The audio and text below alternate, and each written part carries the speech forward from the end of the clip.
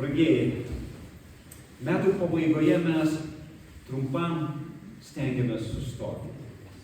Net jei gyvenimas bėga tuo pačiu metu, kažkur viduje užduodame savo klausimą. Kokie buvo šie metai? Ką juose praradau? Ką laimėjau? Kuo tapau? Ko nepadariau? Ko nesugebėjau?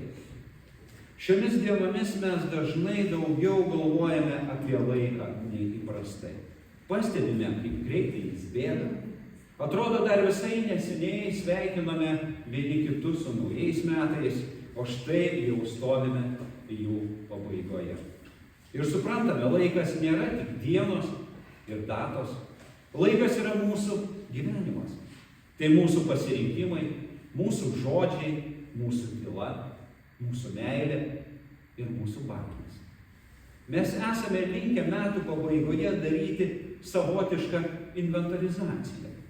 Skaičiuojame pasiekimus, prisimename klaidas, žodžius, kurių nepasakėme, sprendimus, kurių vengiame ir tuos, kuriuos padarėme per greitai, nepagalvoję. Labai dažnai tas vidinis metų balansas būna ne mūsų naudai. Sąžinė kalba garsiai. Ji primena, kad buvome netokie kantrūs, netokie ištikimi, netokie mylintys, kaip patys norėjome būti. Ji primena, kad kartais labiau rūpinamės savimi nei kitu. Labiau saugojame savo ramybę nei tiesą. Labiau rinkomės tylą nei meilę.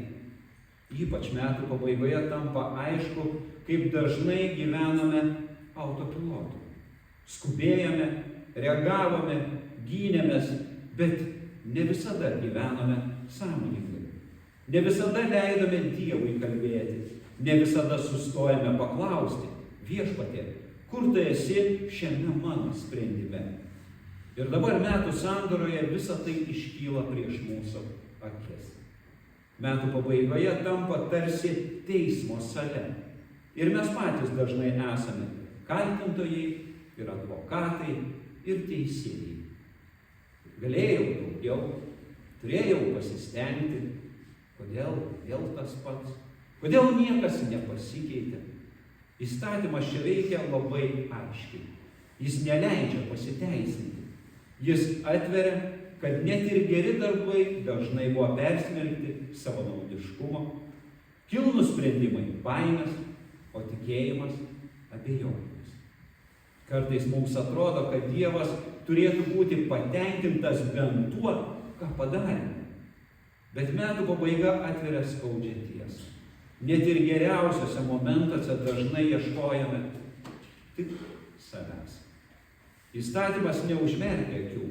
Jis rodo, kad mūsų širdis nėra tokia jau mylinti. Ji nuolat krypsta į save. Apaštalas Paulius laiške romiečiams nekalba abstrakčiai. Jis rašo žmonėms, kurie pažįsta priespaudą, persekiojimus, netektis. Žmonėms, kuriems tikėjimas nereiškia ramaus gyvenimo, o reiškia riziką. Ir vis dėlto net jiems kyla tie patys klausimai. Ar Dievas tikrai už mus? Ar mes dar jo mylimi vaikai? Ar mūsų klaidos neatstūmė jo meilės? Metų pabaigoje šie klausimai tampa dar aštresni. Nes kai viskas sulėtėja, iškyla tai, nuo ko bėgome. Kartais iškyla nuoskaudas, kartais kaltė, kartais jausmas, kad gyvenimas nepasuko ten, kur tikėjomės. Ir tada įstatymas neleidžia pasislėpti. Tu nesi tas, kuo norėjai tapti. Įstatymas metų pabaigoje mums sako, ne viską padarei teisingai. Jis primena, kad ne kartą buvome tie, kurie patys save atskyrėme nuo Dievo, nuo žmogaus, nuo meilės. Kartais ne iš piktumo, o iš nuovargio. Kartais ne iš blogios valios, o iš baimės. Bet faktas lieka faktu. Mes nesame tie, kurie galėtų metų pabaigoje drąsiai pasakyti, aš padariau pakankamai. Ir tada kyla dar didesnis klausimas. Kas mane kaltins?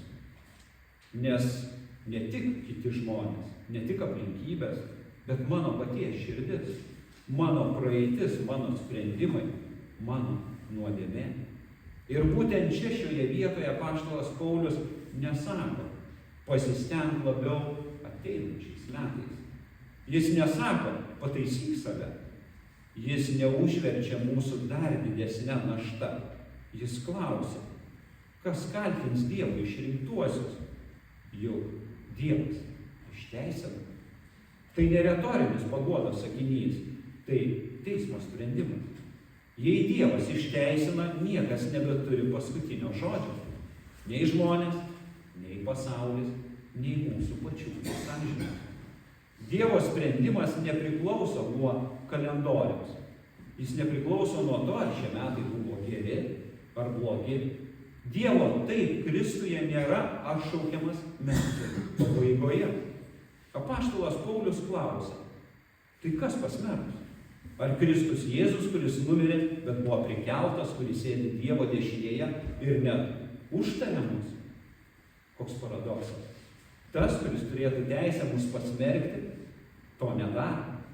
Kristus, kuris mirė už mūsų nuodėmes, dabar už mus meldžiasi. Jis nestovi prieš mus ir nepriekaištauja, bet stovi šalia ir užtarė. Jo žaizdos nėra kaltinimo įrodymas, jos yra meilės liudijimas. Metų pabaigoje mes dažnai jaučiamės, kaip stovėtume prieš Dievą su savo gyvenimo ataskaita. Bet Evangelija sako kai ką visiškai netikėta. Kristus nestovi prieš mus kaip teisėjas. Jis stovi už mus kaip užtarėjas. Jo prisikėlimas nėra tik istorinis faktas. Tai ženklas, kad mirtis nebeturi galios. Neturi paskutinio žodžio. Nei mirtis metų pabaigoje, nei mirtis mūsų gyvenimo pabaigoje. Paulius užduoda dar vieną klausimą. Tai kasgi mūsų atskirs nuo Kristaus meilės. Ir išvardija viską, kas mums atrodo neįveikiama. Vargą, priespaudą, persekiojimą, badą, pavojų, karą. Tai nėra teorinis sąrašas, tai tikrovė, tai mūsų gyvenimas, tai tikėjimas, kuris turi kainą. Jei Paulius rašytų šiandien, gal sąrašas skambėtų kitaip, bet esmė liktų ta pati – liga, vienatvė, netektis, skyrybos, nerimas, depresija, karo grėsmė, nežinia dėl rytojaus. Visą tai mes atsinešame į metų pabaigą. Ir atsakymas yra aiškus, tvirtas, nepaliekantis erdvės abejonėms. Niekas. Ne todėl, kad mes tokie stiprus, ne todėl, kad mes viską galime įveikti, bet todėl, kad Kristus mus pamilo. Ir ta meilė nepriklauso nuo mūsų dvasinės būklės. Ji nepriklauso nuo to, kaip laikėmės tikėjimą. Ji nepriklauso nuo to, ar jautėmės arti Dievo, ar toli. Paulius sako, visą mes lengvai nugalime per tą, kuris mus pamilo. Tai nereiškia, kad viskas bus lengva. Tai reiškia, kad net sunkiausiose momentuose mes nebūsime atskirti nuo Jėzaus.